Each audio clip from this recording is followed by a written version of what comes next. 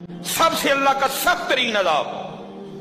حضرت موسیٰ علیہ السلام باز فرما رہے تھے اپنی امت کو, فرمایا اللہ کی نافرمانی نہ کرو نہیں تو تم پہ فلاں فلاں عذاب اترے گا.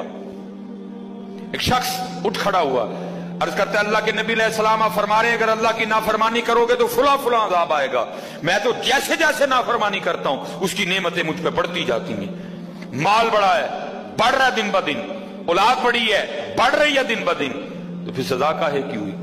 حضرت موسیٰ علیہ السلام کوئی طور پہ تشریف لے گئے, جا کے اللہ کی بارگاہ میں عرض کی اللہ میں تیری مخلوق کو تیری طرف دعوت دے رہا تھا, ان کو گناہوں کی نحوست سے ڈرا رہا تھا, گناہوں کے عذاب سے ڈرا رہا تھا, اگر تم اللہ کی نافرمانی کرو گے تو یہ عذاب تم پہ اتریں گے. ایک بندہ اٹھ کھڑا ہوا اور آگے سے عرض کرتا ہے اللہ کے نبی علیہ السلام میں تو جیسے جیسے نافرمانی کرتا ہوں مجھ پہ اس کا کرم, اس کا فضل بڑھتا جاتا ہے. میں نے پوچھا کیا کرم ہے؟ اس نے کہا مال بڑا ہے, بڑھ رہا ہے, اولاد بڑی ہے, بڑھ رہی ہے, مویشی بڑے ہیں, زمینیں بڑی ہیں, کھیتی باڑی بڑی ہے, بڑھ رہا ہے میرا. اللہ پاک نے فرمایا میرے کلیم میرے جو عذاب کے انداز ہیں, میری جو عذاب کی صورتیں ہیں, ان میں سے جو سخت ترین عذاب ہے اس وقت میں نے اس بندے کو وہ عذاب دے رکھا. عرض کی رب کریم کیا ہے تیرا سب سے سخت ترین عذاب؟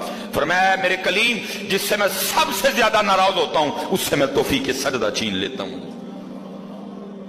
اپنے آئی فون پہ خوش نہ ہو, اسی سوسائٹی میں گھر بنا کے خوش نہ ہو, برانڈ کے کپڑے پہن کے خوش نہ ہو.